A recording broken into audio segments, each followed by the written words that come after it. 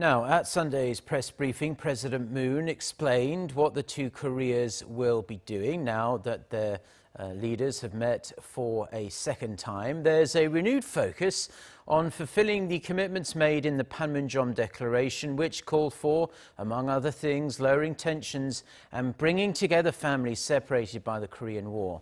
Cha Sang-mi with the details. A month after President Moon Jae-in and North Korean leader Kim Jong-un signed the April 27th Panmunjom Declaration at their first historic summit, the declaration has been given a new impetus.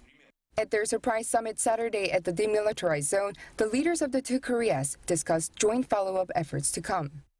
또한 우리는 4.27 판문점 선언의 조속한 이행을 재확인했습니다.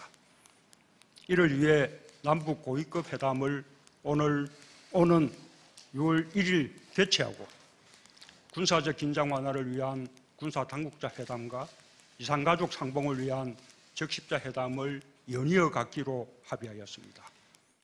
According to the declaration, military talks are to alleviate acute military tensions and eliminate the danger of war on the Korean peninsula.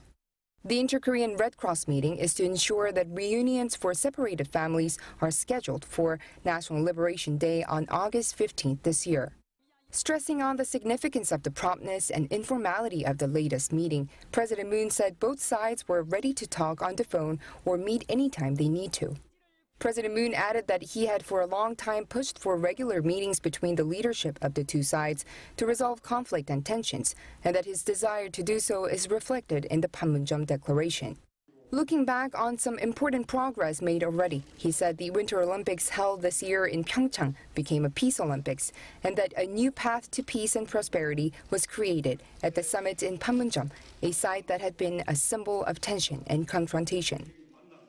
President Moon says the direction of history is now changing.